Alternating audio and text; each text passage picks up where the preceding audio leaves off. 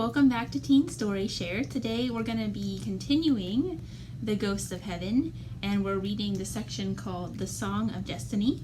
And if you haven't been following along, I will put the description of what this book is like and the links to the past 3 chapters of The Song of Destiny that we've read so far. So this book has 4 different sections, and each section takes place in a different place and a different time period, but they're all linked together by the symbol of the spiral or a helix. And this particular section that we're reading is about a spaceship called the Song of Destiny and some unusual things that are happening aboard that ship as it heads toward a supposed new Earth.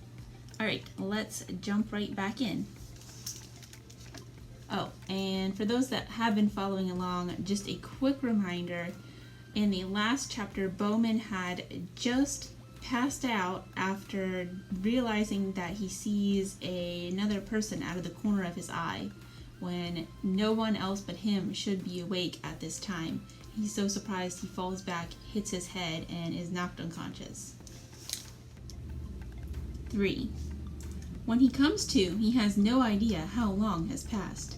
He is immediately terrified by 2 thoughts. The first is the idea that someone else is awake with him on the ship.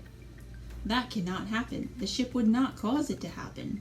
The second, which is now more pressing, is the fact that unless he returns to his sentinel pod before it enters the sleep cycle again, he will almost certainly die. He checks the clock on his suit. With a shock, he sees that he has been out for hours. His waking cycle is due to finish in 45 minutes. He forces himself to be calm and work out what to do, in what order, and how to do it all in the most time-efficient way he can. The back of his head is bleeding a little, or has been while he slept. He feels angry with himself for wasting even a second of his waking cycle on sleep, never mind many hours, but he pushes those thoughts down into the depths of his mind and runs more checks on the pod, according to which the occupant is truly dead. If that's the case, he thinks, no harm can come of an actual visual check on the occupant. In long sleep, it's almost impossible to tell the difference between life and death states anyway. But there is one surefire method: pupil dilation. Even in the long sleep state, pupils will constrict when exposed to bright light if the sleeper is still alive. He begins to quickly tap away at the controls of the maintenance drawer, entering a series of codes known only to the sentinels, to permit the lid of the pod to be opened in emergency situations. It takes 5.5 minutes to complete the protocols required, and as he finishes, the pod begins to give a series of low warning beeps. The faint seal around its perimeter glows white, and then the lid lifts, revealing the occupant inside. It is a woman. Bowman guesses she is around 28 years old.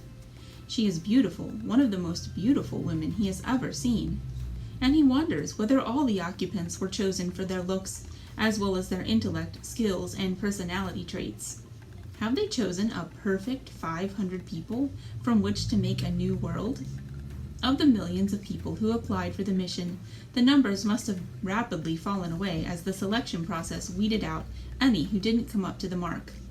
Even this beautiful woman, who must have a CBC of at least 256, who no doubt has skills vital to the new colony, and who probably plays a variety of musical instruments, even she might not have been selected, but for the fact that her age gives her at least 40 years of childbearing ahead of her, for what is a new colony without babies.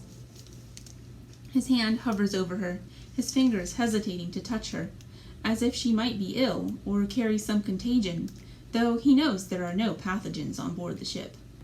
His spiral-tipped fingers move to her right eyelid to open it, but as he touches her skin, her entire body, now exposed to the air of the open deck, crumbles before his eyes, collapsing in on itself in a pile of dust and the strange fluids that had kept her half alive for so long. His heart begins to pound. He thinks he hears a sound behind him, and spins round, eyes wide. Nothing. He checks his suit clock. 35 minutes. He runs downhill back to Terminal Base 4, where he is unable to speak for a few minutes, since the run has left him short of breath. Sentinel sleep might keep his body alive and not wasting away, but it does no more than that. He is badly out of shape.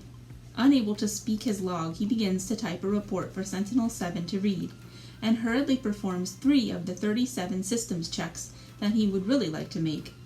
He checks his watch. He now has 5 minutes to reach his pod before it will close without him and leave him stranded, awake for 10 years unless he can find a way to override the system. And it is not one of the systems that he himself developed. He wonders how he lost track of time so badly. Another half hour just to type a report? He hurries as fast as he can back toward his pod, which is already making warning noises when he reaches it. And as he climbs into it, he can no longer suppress the fears that are calling out from inside him. Did he really see someone else awake on the ship? Why didn't they come to him? Why didn't they make themselves known to him unless they meant some harm? He pulls his clothes off, sitting up in the pod, and throws them on the floor, just as the lid starts to close on him for another 10 years. And as he sinks away into the breathless dreaming of sentinel sleep, his last conscious thoughts are these. Is there someone else on board, tampering with the systems? Is there a killer on the ship with me? And will I ever wake again? Alright, that is all we're going to read of this book. So if you want to find out more, you'll have to come check it out for yourself. I hope you enjoyed this little sneak peek at the story. Next week, join us again to start a brand new book. Have a great weekend. Bye!